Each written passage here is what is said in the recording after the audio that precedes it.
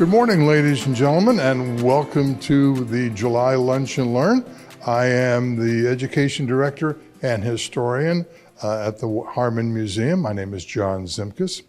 There's a lot of things going on at the Historical Society I would like to let you know about.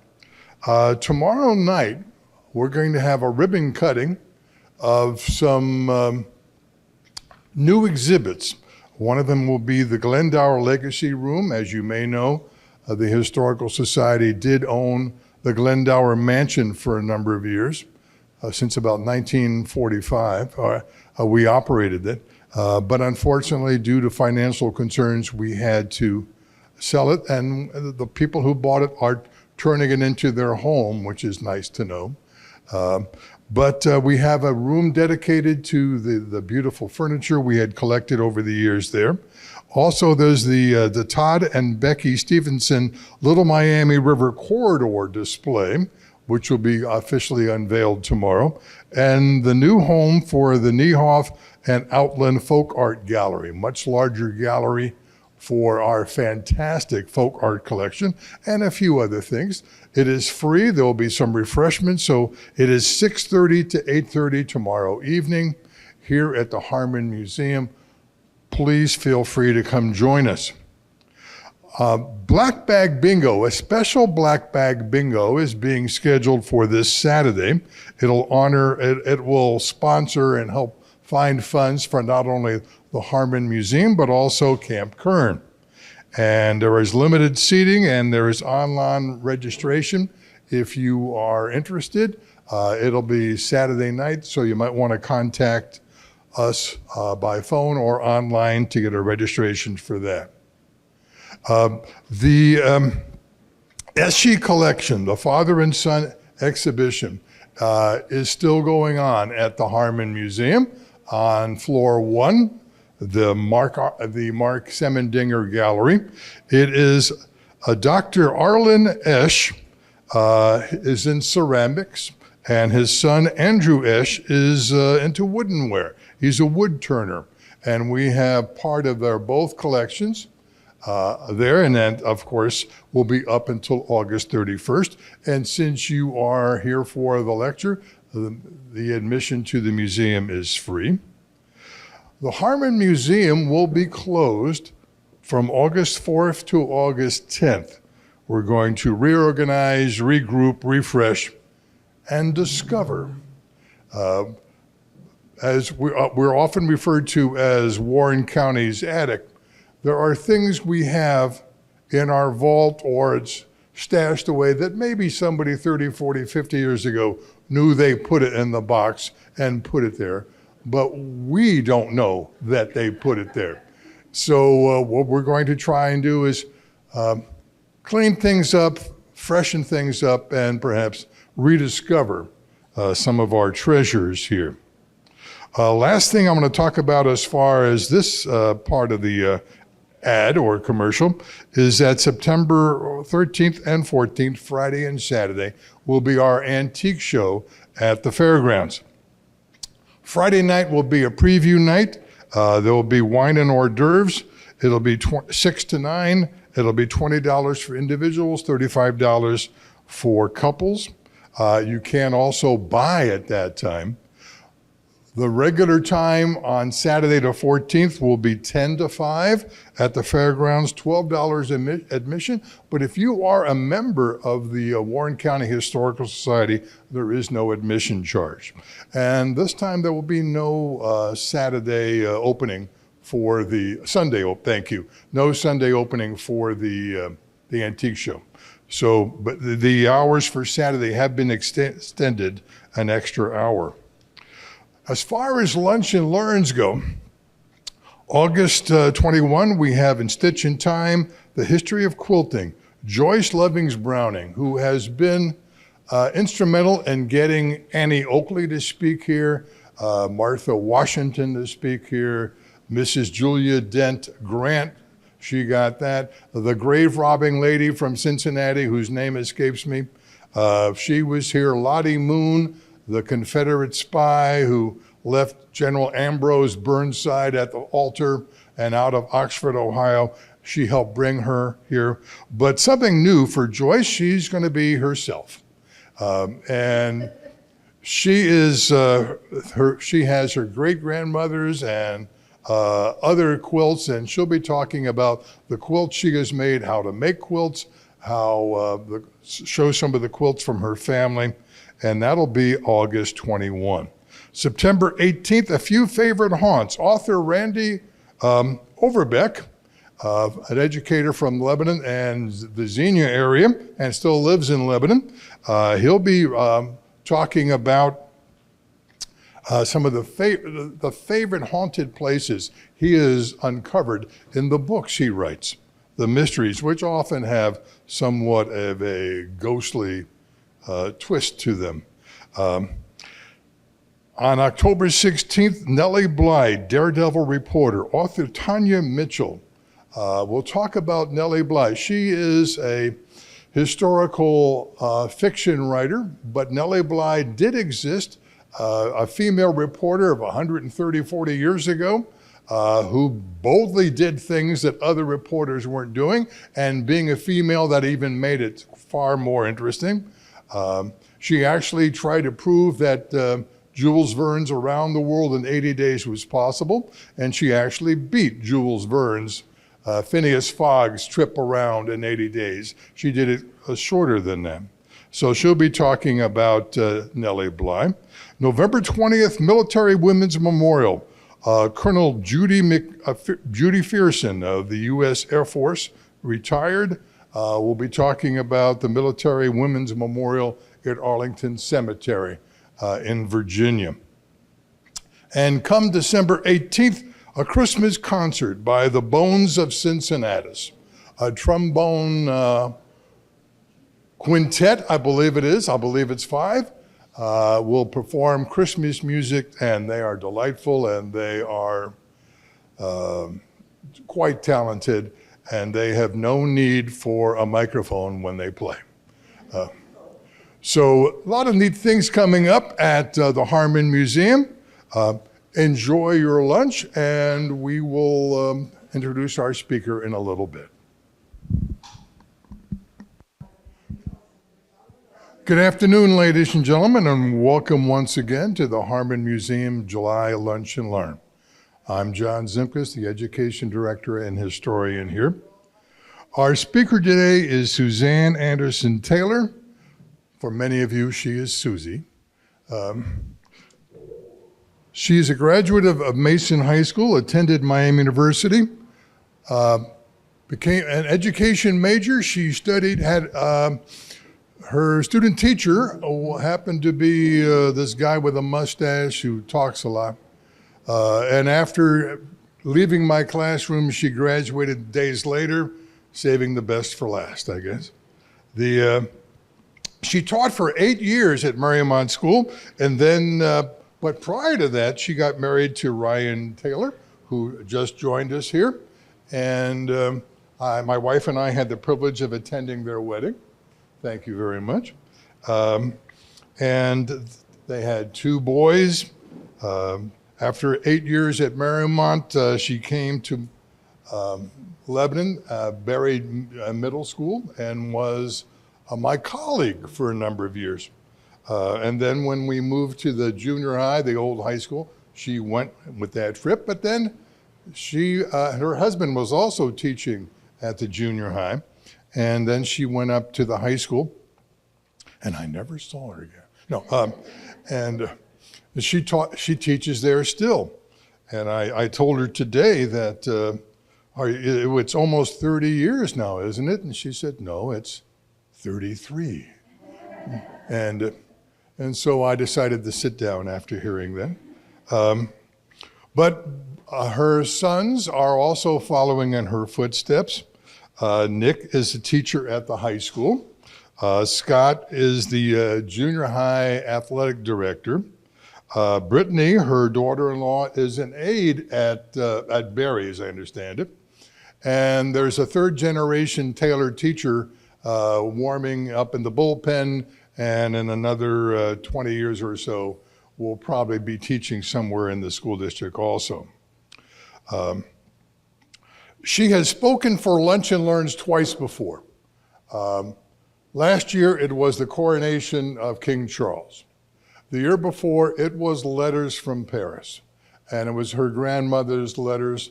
Actually, there was the letters from her grandmother's pen pal in Paris, just a few years before World War II, and what he was concerned with, and how they kept on the correspondence beyond high school. And he was telling what was happening in France and wondering when America was going to help France. Fascinating story. But then she told me, well, I've got other letters. And she told me stories. And I told her once, a year or two ago, we could make this a TV series, you know, every week. And now we're going to look at the letters of my great-great-grandfather and what he thought of Plymouth Rock, you know, or the California gold rush. But fascinating stories. And this is her great-grandfather, who was from the area, goes out west over 100 years ago, lives there, meets his future wife there, comes back. And some of the artifacts you'll be hearing about are right here. And I am once again talking too much. Suzanne is great. Ladies and gentlemen, Suzanne Anderson Taylor.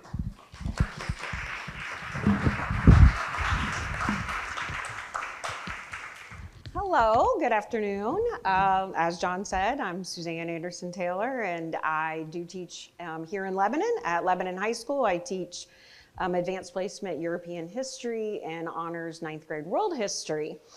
And something that I always say to my students at the very beginning of the year is, congratulations, you are a DNA winner. We are the survivors. Our ancestors somewhere, sometime survived a plague, a war, some adversity, and overcame it, and we are alive because of them today. And also, it makes me wonder, what made them get on those boats, go across that ocean, and come here to the United States? And we don't always know. I always kind of admire people, Americans who say, oh, my grandmother came over in this year, and we know the name of the ship, and we know this, and we know what they did. I don't necessarily know that. On my mother's side of the family, we are descendants of the Mayflower, so they've been here since 1620. On my father's side of the family, they didn't show up till the 1640s with Peter Stuyvesant, and so I don't really know, per se, the stories, although we do have ancestors that got here later in the 1700s, but they've been here a while. So one reason why I'm so grateful for these letters from my great-grandfather and great-grandmother, Oral and Carolyn McCurley, is because I get to know them. I get to hear their words and see what they saw, and it makes me feel a great connection to them. So this is, do I go this way? The other way. Okay. This is my great-grandfather's family. So his parents were William Holmes McCurley and Elmira Brown McCurley. And their oldest daughter was Carrie, Martha, Charles, Hazel, and Oral. And Oral is where this story begins because he is my great-grandfather. So Oral was born on March 29th, 1887. The spelling of his name, O-R-E-L, was from his mother's two brothers, Orrin and Elmore. Earl was the youngest of 5, and he was born in Ross, or as they called it, Venice, Ohio, down on the banks of the Great Miami River. My great-grandmother, Carolyn, who will make an appearance in the story, she was born in Millbank, South Dakota, and she was born July 19th, 1884. We think she moved to California around the year 1900 when she was about 14.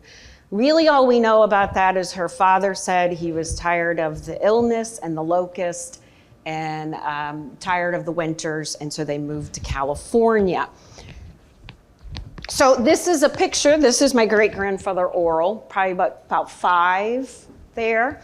and his parents and his siblings. So that's a family picture that we have.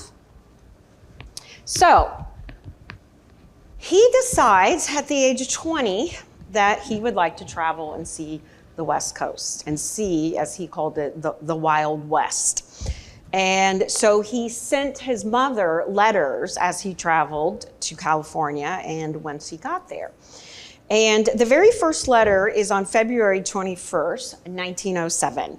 And he says to his mother, "Well, the baby has reached his destination at last. Made good time on the B&O Southwest to St. Louis, but from St. Louis to Oklahoma, it was something fierce. The train stopped at Monmouth, Missouri, Wednesday morning for 20 minutes for breakfast, but it was a long 20 minutes for me. I left my suitcase in the car, and while I was eating, the train was divided into two sections, mine being the last. I found out that the first section was going out, but before I could get my case, they pulled out, leaving me to wait 3 hours. I did so patiently, of course. I didn't see many sights of a lifetime on the way out. When I reached Oklahoma City last night, it was like good old summertime, but all day the wind has been terrible. An overcoat feels good. I have a room at a hotel for 50 cents. Had pork roast, mashing potatoes, applesauce, good bread and butter, coffee, and strawberry and creams for dinner for 30 cents. How about that? I'm going to have a private place tomorrow. Got a job a while ago in a shoe store at $12 per week and maybe better.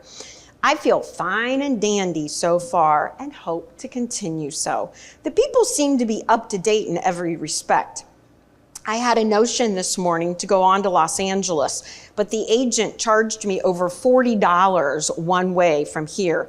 Trusting this will find everyone well. I shall close for this time. Oral, Oklahoma City, Oklahoma Territory. He then sent 3 postcards over the month of March. March 12th, 1907, Edmond, Oklahoma. I find that Edmond and I just don't agree, or rather, I can't endure the climate here. I sent you my photos. Please give one to M, one to Carl B, and then do what you wish with the rest. By the time they reach you, I expect to be in Phoenix, Arizona. Start Wednesday, 8 a.m. OJM. So this is Edmond. And then we believe this is the picture that he sent home. So here he is at 20, and it does say in the corner, Edmond, Oklahoma. So that was the picture he sent home. Ash Fork, Arizona. Hello, arrived at Ash Fork at about 2 p.m. Do not feel one bit tired. Altitude here is over 5,000 feet. Just to my right is a peak covered with snow, but I am comfortable in the open air. We'll leave here at 6 p.m. and get in at Phoenix at 3 a.m. So this is just an example of perhaps what the train car looks like, which I can't imagine traveling that far to California, but that was the choice. March 22nd, 1907, 9 a.m. This finds your baby in Los Angeles. Arrived here last night about 10. Was due here at 8:30 in the morning, but a boiler exploded on an engine just ahead, which caused the delay. The fireman was scalded to death. It was raining now, and what I've seen of the city, it is beautiful. We'll write soon. Goodbye. Oral. March 27th, 1907, Los Angeles. So he makes it to LA. That's about what it would look like. Dear Mama, I believe the last letter I had from home was when I was back at Edmond, Oklahoma. That was some time ago. It'll be a week tomorrow since I arrived here. I was going to write Sunday, but neglected to do so.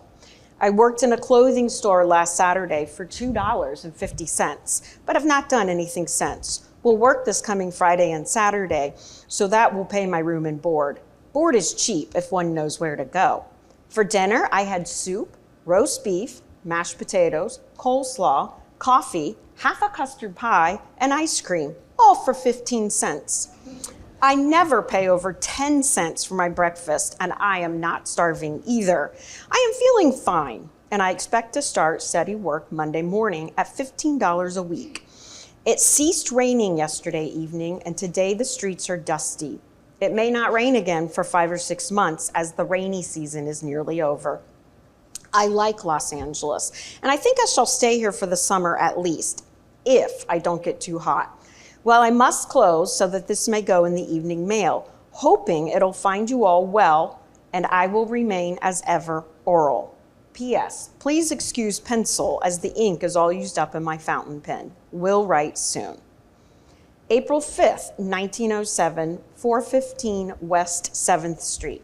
He says, Dear Mama, I changed my room last night from 3rd Street to 7th. Don't know whether I shall stay here or not. You can send my next 2 letters here anyway. Harrington, the man that I am working for, opened up a store at San Pedro, a small coastal town about 30 miles from Los Angeles, and I went down there yesterday and today. Don't know whether I shall go down tomorrow or not. He has 4 stores, and I worked in 3 of them. I saw a tree in San Pedro yesterday with lemons on it, almost ripe. One can buy oranges here, 2 for 50 cents, and they are as large as big hedge balls. I picked up a few measly shells down at Long Beach, the day when I, for the first time in my life, saw the Great Pacific, and some seaweed, but the seaweed shriveled up. Yours, Oral. He seemed to bounce around quite a bit in 1907, just in California. He moved, as far as we can tell, a total of 6 times, but he always continued to write home about what he was experiencing. One of his favorite topics was the weather, which of course is no surprise because he was a farmer and his parents were farmers, and he's from the Midwest and we love weather. So he mentions it quite a bit throughout his letters. From a letter dated July 12th, 1907, I got a letter from home this morning saying there was quite a windstorm last week. Well, it seems strange here compared with the summers back east. Never a peal of thunder to be heard and no little raindrops. We had rather warm weather during the week of the 4th. On the 4th of July, the thermometer registered 103 degrees in the shade. I was out to Pasadena on the 2nd. It was 106 there, but it was a dry heat and one does not notice it any more than 95 degrees back home. It is hot on the streets in the sun, but just as soon as you get in the shade, it is cool because there's always a good breeze. One morning at 8:30, it was 100 degrees, and in 15 minutes it dropped to 94, so you can see what the ocean breeze does. August 24th, 1907. I suppose you're all burning up at this time of year. The weather is fine here. The thermometer seldom climbs above 80 degrees, and it's been that way since the 4th. It has been cloudy and foggy most every morning and stays that way until 8 or 9 o'clock or sometimes later. But as to rain, we have forgotten what that is. December 1907. We've been enjoying the finest kind of weather, about like your September. The window is all the way up from the bottom, and my roommate and I are both in our shirt sleeves. No doubt a fire in the stove feels comfortable at home right now. I see in the papers where the temperature in Cincy is cutting close around freezing.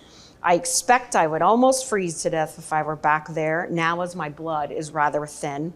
It seems impossible that Xmas is so near at hand. I saw a lot of early oranges in the window tonight, the first of the season. The packing season begins about the 1st of January. Roses and all the flowers are in bloom, just the same as in the good old summertime. I noticed some morning glories along the street today at noon when I was coming to my room. February 3rd, 1908. I wouldn't trade a week of California weather for a whole month of your ice and cold. It was raining this morning until nearly noon, but the sun shone all afternoon. You don't know how nice it is to have roses and flowers all about you and look on the mountaintops about 20 miles away and see nearly 2 feet of snow. There were a few jobs that Earl had in California, besides the few already mentioned. One of the jobs he had was selling stock in a company called the Pacific Fruit Cooling and Vaporizing Company, which he used their letterhead a couple times to write letters home. He said that he traveled to different parts of Southern California selling the stock, but then in a letter in May of 1908, he writes, "Tell Papa he doesn't need to worry about my stocks anymore, as I sold it 3 days ago." It was like finding money, as it didn't cost me a red copper in a sense. And as I don't like some of the moves the company made, I let it go while I knew I could sell it. Just 1 year tomorrow since I bought it. So I looked up the company online, trying to find some information out. And the first thing that came up was that they were sued in 1912 for not paying an engineer proper wages. So he sued them, and the court decided in the favor of the engineer for $195, which is considerable back then. So I don't know if something didn't feel right, but he left that job.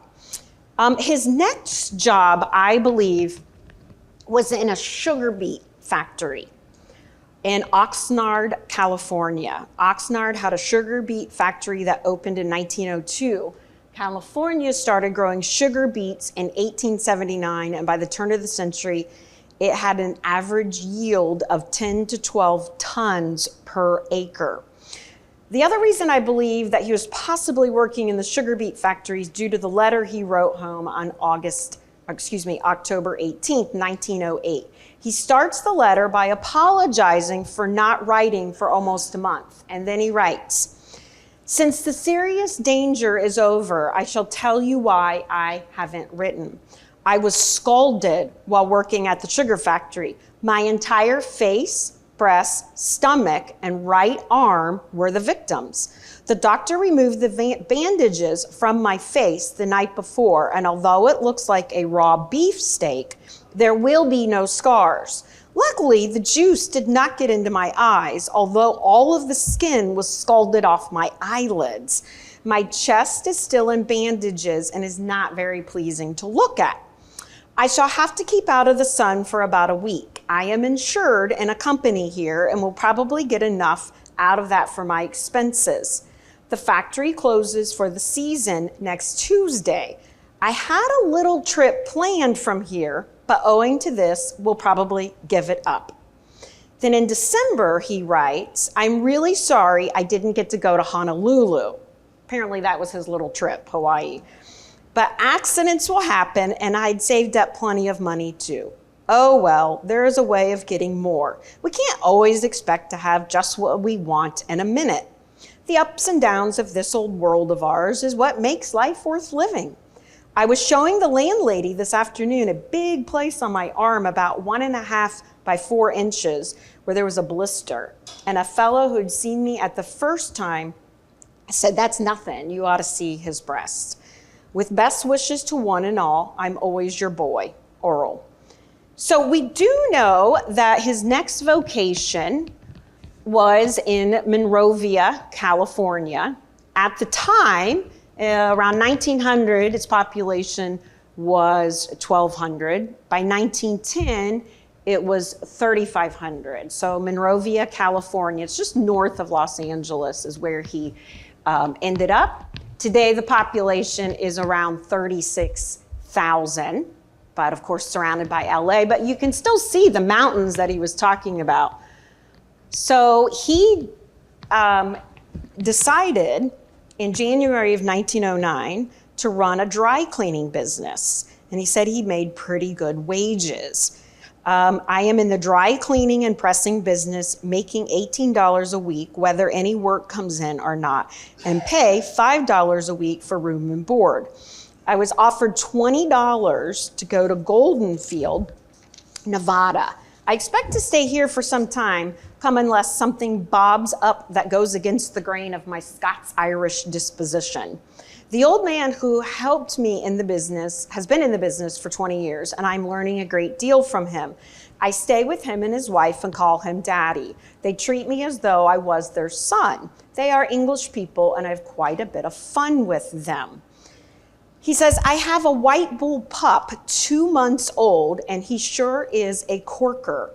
He stays at the shop most of the time. Carrie's nephew, that's my great-grandmother, was teasing him yesterday, and Nick showed him his teeth, got up his bristles, and made a dive at him and tore the knee out of his pants. The kid said, gee, but he's a spunky little devil. So this is Nicky, the dog, which that is a very strong McCurley trait. We all have dogs. We all love dogs, definitely. And here he is working at the dry cleaners. We're not sure why he doesn't have hair in this picture. He never explained it. We don't know if it was from the accident at the sugar beet factory or what had happened. But there he is working, and then his dog. One of his favorite activities was going into the mountains outside of LA to hunt. In February of 1908, he writes, one of the fruit and game markets had a nice big black bear swung up in the store, and I sure would like to go and hunt one for myself. Lots of the boys go hunting and kill as many as 30 bucks in one day. It is nothing to see 500, 600 ducks in a flock at the bays. It has been so long since I have shot a gun that I suppose I've almost forgotten how. I just happened to think about a fellow that I know who got what was coming to him last Wednesday, and I guess a little bit more. His roommate was whirling a 38 and a 22 around his finger. The 22 went off and stuck a ball in the side of his head just between his temple and ear. The ball blowed a ridge along his head, but did not fracture his skull. He showed me the ball, and it sure was flattened out. It knocked him down, but he was only unconscious about half a minute. So, yeah. So this is his hunting license. You can see, state of California, his residence, and it was expires in 1912. So he did do a lot of hunting. Now, he also, wrong way. In a letter of March 1909, he tells his parents that he has a, quote, notion to get a camera with the money from his birthday. And he mentions how it will cost him 70 cents for a dozen films. This is a Kodak 3A folding brownie made by Eastman Kodak Company from 1909 to 1915. The number 3A version of this camera took very large postcard images on the 122 format film. There's a slightly smaller variant of the camera known as the number 3 folding brownie that took smaller images on the 124 film. The folding brownie series were Kodak's least expensive folding roll film cameras designed to make large contact prints using inexpensive film. Despite their inexpensive prices, they were solidly built of wood with metal fittings covered with leather. So this is a picture. This is an ad I found, and it talks about the price, $10 to $12, the case, $1, the film cartridge, 70 cents, and then it talks about the portrait attachment, 50 cents. So this picture here, and these pictures, this is the camera here. So the pictures that you see that he took was with this camera that is still in the family. And this is the attachment he made. I don't know if he didn't want to pay the 50 cents or that another McCurley trait is they're quite the engineers and they like to, I call it McCurley-ize things. They like to jimmy rig things. And so he made his own pump with a bicycle pump that it would blow air in and then this would come out and slid over the camera and would make the camera take pictures so he could be in the pictures himself. So the original selfies, which I'll show you. So this is just the front of the camera. This is the viewer. And then I did take it outside and with my phone camera, which would be amazing to him, I'm sure, I took pictures. This you can see the outside of our house, and in that one you can see some flowers. So I could still see through the viewer and see things like he could have seen them over 100 years ago, which is amazing to me. And then that's the attachment that he made. So the pictures, like I said, here's what he took of himself. And it says on the back, I took this photo in my room, which is his handwriting, and then someone under it wrote, OJ, still single. So, but you can see his hands. He's kind of got him down in his lap because he's using the bicycle pump to take his pictures. And he used his camera quite a bit, like going out to the mountains when he would go hunting. And, that's where, like I said, a lot of these pictures come from. So this is in the mountains of Monrovia. So that's him. And it says, dressed in the clothes that I feel at home, OJ. He's got a gun kind of in his, right there in his belt. And then this one's my favorite. This next one, showing him pointing a gun in the act of sending an Indian to the happy hunting grounds, OJ Mick. So that was him hunting. On October 19th, he mentions my great-grandmother for the first time in one of his longest letters. He writes for 6 pages. Then he says, my sweetheart, as Myra calls her, is the one with the little black ribbon around her neck. She answers to the name Carolyn Louise Thayer. The name alone is enough to stop a 9-day clock, but it can't stop me. So they met in the choir of the Presbyterian Church in Monrovia, and that was in 1909 that he joined the choir. Then he says, and this is February 14th, 1910. Dear Mama, Carrie's father, Mr. Thayer, this is his picture, J.Q. Thayer, Josiah Quincy Thayer, died suddenly yesterday evening. He complained of feeling bad and thought he had the grip. He laid nearly all afternoon and read. She and I took a walk in the canyon and got back around 5:30. I went home when I hung my hat and overcoat for the evening, and she said while I was gone, she would make me some fudge. He sleeps in the room next to the kitchen, and Carrie opened the door and asked him if he wanted anything. Said no, only tucked the covers around me a little more and laid aside the paper he was reading. She closed the door after her, and about a minute, she thought he called. She opened the door and asked him what he wanted. He didn't answer, and she walked to the bed, and he was purple in the face. Mrs. Thayer nearly went wild. Bessie, the youngest, was in Los Angeles, and I went in after her this morning, but I did not tell her what was happening until we reached Monrovia. I do not wish to put over another night as the last one. My eyelids feel like they are weights to be hung on them. April 12th, 1910. He says, I took some pictures last Sunday.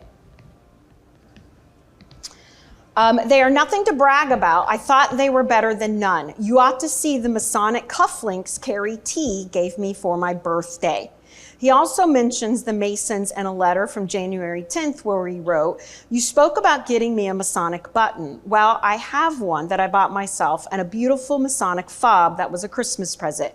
You probably can guess from whom. So you are relieved from that expense, but thanks just the same. So another keepsake that we have is this is his book from the Masonic Lodge. And it has his name in it, July 19th, 1909.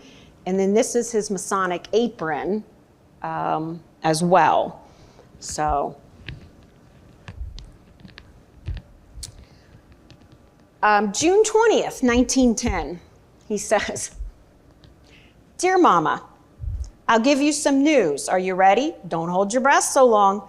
Your baby will, on the 24th of this day at 4 p.m., if the Lord grants, marry Carolyn Louise Thayer. How's that? Her mother and sister leave the next morning for South Dakota, and we take full possession of the house. Now you haven't any excuse to offer for not coming to California. I'm very sorry you couldn't attend the ceremonies. P.S. Carrie says she hoped you would forgive her for stealing me. See how precious I must be. The next letter is dated July of 1910. It is written by my great-grandmother, McCurley, in which she writes, "Thank you for the congratulations and kind wishes. I've heard so much about you from Earl," I always call him Mac, "that I think I know you real well and can almost tell what you look like. If there ever was a boy that worshiped his mother, it is he, and I only hope that you can come out." So we don't have any wedding pictures per se or anything, but this is them sitting out under a tree. And I love this picture for so many reasons. His socks is one of them. But also because you can see here the bulb that he has to work the camera, where he can take a portrait of the two of them. But yeah, I love that picture of them. And then he talks about, after they marry, after the wedding, Earl moved into the Thayer home with Carolyn, her mother, and her sister Bessie. He seemed very close to her family and states in 1911, "Carrie and I want to move downtown and get closer to my business, but Mrs. Thayer wants us to stay here." However, they do eventually move out and get their own place. So this is their house in Monrovia that they lived in, and this is it today. My parents went out in California in 2014, found the house. My mom actually has pictures of her sitting on the porch and everything. So the house is still there, still standing. And so this is her mother, Carolyn Thayer McCurley's mother. It says, "We are going to Mother's for dinner. Carrie's sister Ida and her brother-in-law A.C. Gilruth and the two kids are coming from the city in their auto. AC just got back from the East." So these are some of the pictures with the family. "A few days ago, where he's been looking after his business. He wants me to sell out here and move me to a larger business in LA, but I guess I'll stay here a while longer and be independent. He's a funny old Scotchman with a heart as big as any man. Sends his two boys to military school. It costs $900 a year. He has a monthly income about $250. When he came from Scotland at the age of 18, he carried all his belongings in a red bandana." So he does talk quite a bit. That's Carolyn and her sister Bessie. And again, you can see here, he's got the long cord and he's kind of hiding his hand where he's got to take the pictures. And that's AC and the family and the mother-in-law and children, and of course a dog. So he talks about going to different things. He talks about going to the Ringling Brothers Circus. He said it wasn't nearly as good as it was back east. They showed here for 3 days, always had a full tent. If I had the money that they made in Los Angeles, it would keep me in change for a week or two. And January 5th, 1909, he writes, "My dear Mama, went to Pasadena to see the Tournament of Roses. You ought to have been there to see the parade. It was something grand. Great floats large enough to seat about 20 young ladies were made out of natural flowers. One was made of violets." And so this is a picture from the 1909 Rose Parade. And this is from 1914, and he writes, "The parade was fine. Mrs. McLaury, who is Lucky Baldwin's daughter. Lucky Baldwin was originally from Hamilton, Ohio, moved to California during the gold rush where he made his fortune by providing food, supplies, and accommodations for others. He had a peacock she had a peacock on a float made of white rosebuds and lily of the valley. The paper stated it cost $1,500. The Japanese had a spread eagle made of palm branches, and you would be surprised to see the close resemblance. After the parade, we took quite a ride in AC's new machine." He also talks about going to an air show, which there was a huge air show, one of the first ones out west. And I found this poster from it, so he got to attend that, and said the gate receipts were average of $35,000. On October 11th, he states, Carrie is playing on the piano, making it mighty hard for me to write. We still sing in the choir. I'm not as bad as you might think. Tomorrow night, we're going to Los Angeles in a machine, I assume a car. Then on Thursday night, the lodge. Friday night, a church social. Saturday night, work, while Carrie goes to choir rehearsal. So you can see it keeps me jumping. We had our first rain early this morning, and it is really chilly this eve. Last week, it was rather warm, a high of 97. Men are fumigating orange trees just across the street and suppose they will work until 3 o'clock in the morning. They put a big canvas tent over each tree and put a picture of some kind of dope under it, and the fumes kill the scale and insects. Cost 30 to 50 cents per tree. They also talk about President Taft. So here they are in the orange trees. I just like the pictures because they're in the orange trees there. They also talk about President Taft coming to California, which was a big deal in 1911. Although my great-grandmother wrote, President Taft is in Los Angeles today. I bet he thinks it is hot country. He is so fat, I expect he will notice it more too. That was her. But one of the more interesting events he wrote about is the GAR, which was an organization limited to veterans and agreed to support all comrades of the Grand Army of the Republic. And they are the ones who came up with Memorial Day, May 30th, 1868, or as they called it, Decoration Days. So they had about 200,000 members around this time. And he says to his father, what do you think about the GAR coming to Los Angeles in 1912? The Shriners will be here for a big time also. One of the papers stated there has been 15 conventions secured for 1912. So Oral's father was a veteran of the Civil War. Even though he was born in 1846, when he was 16, he joined the Freshwater Navy. Or the Brownwater Navy, and in Hamilton, and sailed down the Mississippi River. And if I remember correctly, my grandpa said, his grandfather, William, said the only Confederate he ever saw was up on a hill. So he didn't see any fighting or any real action, but he was in the Civil War.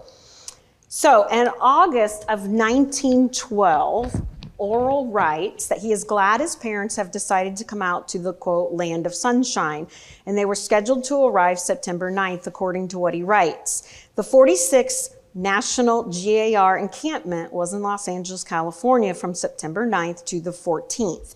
Its membership at the time was 191,000 men. I'm not sure how long they stayed, but his next letter to them was October 30th, and he writes, I expect you arrived home safely, and may by this time you are wishing you stayed here, for the winter is as nice weather as here now.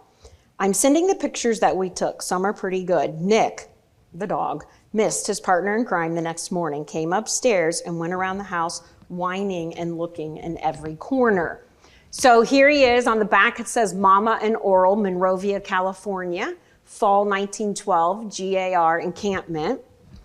And then Papa, Mama, Carolyn, Oral, and Nikki, the dog, Monrovia, California, GAR encampment 1912. So again, he took these pictures with that camera. July 15th, 1912, he says, we were having a great time here about drugstores running blind pigs. When I read that, I thought, what on earth is that? So I looked up the term blind pig. The term was born when an entrepreneurial Maine resident opened a tavern where he sold tickets to willing patrons to see his blind pig and then gave them free drinks once inside. It was illegal to sell alcohol, but not to sell tickets to see blind livestock. He also said, speed cops are arresting autoists. People are all up in arms and things are real exciting. Then my great-grandmother wrote, they've had quite a severe run of infantile paralysis. polio in Los Angeles right now. And things are pretty quiet. They don't allow children under 15 to go anywhere. The beaches are the same. Have about 180 cases, I think. It's a terrible thing, but don't let it scare you. And that's true. In 1911, there were only 55 reported cases of polio in Los Angeles. And then in 1912, there were 531 cases. So they really had a huge uptick. The last letter we have is from January 1st, 1914. So this is the Grand Old Army. We don't know why they left, but we know in sometime they left California in late 1914, we think. We don't know if they came back to Ohio or if they made a sidestep, because we do know for sure is that on March 5th, 1915, my grandfather was born in Kissimmee, Florida. And we know they were down there to sell land that Oral's father, William Holmes McCurley, who was in the Civil War, had in Florida. In a letter in April of 1911, Oral asked his father, "What are you doing with your lot in Florida?" We're not 100% sure why William Holmes McCurley had the property in Florida, since he lived in, Ross, Ohio. What I did find, though, is that St. Cloud, Florida, where the property was located, the United States government introduced a groundbreaking program in the late 19th century to reward veterans' military service. Under this initiative, veterans were offered the opportunity to claim land as a token of their appreciation for their dedication. Eager for a fresh start, many veterans seized this chance and settled in the promising territory that would become St. Cloud, Florida. And so a GAR veteran colony was founded there with 86 veterans. So we think maybe perhaps that's why William Holmes had that land. He wanted to sell it, though, because it cost $17 in taxes a year, and he was tired of paying it, and it was swampland and it wasn't any good. So that's why my great-grandfather ended up in Florida, and my grandfather ended up being born in Florida. Now, in the 1950s, 60s, my grandfather looked up the property down in Florida and went and found it and discovered, of course, it is the parking lot of Disney World. So had we just hung on a little bit longer, $17. So at some point, though, we know that they moved back to Ross, Ohio, or as they called it, Venice. So this is my grandfather, who was born in 1915, and he is wearing his baptismal gown. On the back, it says May 6th. So this is his baptismal gown that my great-grandmother made for him, and that my cousin had her daughters baptized in. And so it is still in the family and used by the family. So that is my grandfather. This is in Florida. We can see there says furnished rooms for rent. But as we know, they did, of course, well, oh, sorry. They did eventually make their way back to Ohio. This picture, again, taken by that camera, on the back of it, it says Bill's First Christmas Tree. So this is Christmas 1915. And when you look at the actual picture, which I have in an album up here, you can see the candles. They used to put real candles on Christmas tree, light them for a minute and blow them out. So that was the Christmas tree there. So they had a family farm that was located on River Road in Fairfield today, and that is where they lived. So today, the Charles M. Bolton water plant is there. And there were other family members that had farms along River Road, the Brown family, for example. And they lived there and had their children there. So this is Oral and Caroline's children. So my grandfather, William, was the oldest, born in 1915. And then their second son, Robert, who everyone called Bob, and they had an infant who passed away, and then Marjorie And Clifford, who died in February in France in 1945. He was serving in the Second World War. And then my Aunt Betty, who is the youngest, who is still alive and lives here in Lebanon, Betty Gorell. And so I remember Carolyn Louise there. She died in 1975. I was a little girl when she died, but I do remember her. Remember she was a tiny, tiny little old woman. But like millions of families during the Great Depression, the bank called on the loan and the farm. So this is the farm. This is my grandfather, Bill, again with a dog. His brother, Bob.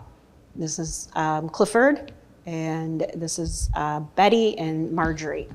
And so they grew up on the farm, but then in 1935, the bank called in their loan, and like everyone else, the bank went upside down. They couldn't pay it, so they lost the farm. So they moved to Mason, Ohio. When they moved to Mason, they had a business there. My great-grandfather, Oral, was lucky enough that someone asked him to open a case implement company, a case farm equipment. So he did, and he worked in Mason from 1935 until 1940. And then in 1940, they moved the business here to Lebanon, Ohio, 308 North Broadway. In that barn, that was the McCurley Implement. So if you don't recognize it, this is a picture today. That's the apartment building, and then the barn's in the back. This is across from Berry Middle School. So that was, and my great-grandmother's house was here that was torn down, but that's the barn. So he worked in that business with his two sons. So this is my grandpa, Bill, and then his father, Oral, and then his other brother, Bob. And the three of them worked for Case Implement, sold and repaired tractors and such here in Lebanon. Unfortunately, Oral passed away in October of 1958. So here he is. So this is my mother, Carol, and her first cousin, Terry. So that was Bill and Bob's two oldest children, and that is him in the center. So he certainly lived to, see the fruits of his labor, to see family and children and grandchildren. Like I said, my great-grandmother did not pass away till 1975. But I think what it means so much to me is that this is my grandson. This is Oral's great-great-great-grandson. And he won't have to wonder why his great-great-great-grandfather, who was born in Ross, Ohio, married a woman from Millbank, South Dakota, in California, and had their first son in Florida and the rest in Ohio. He won't have to shake his head and think, wow, I wonder how that happened. Because we know how it happened. We know, we have the letters, we have the pictures, and the stories, and I think all of that, is very treasured for all of us. And so that is the end of my presentation. I thank you for coming today, and thank you for listening. I do have some items up front, and family members are here, some of the grandchildren. You can, yeah. Yeah, there they all are. Thank you very much. Yeah. Thank you, Suzanne. Does anyone have any questions for Suzanne? Well, thanks again. A fascinating story, and more members of the family in the future, I think. Yeah. Folks, thank you for attending. Please remember, the Harmon Museum is open to you since you are a member of the Lunch and Learn audience today. And there's also a 10% discount at the gift shop. Thank you very much, and we'll see you next month.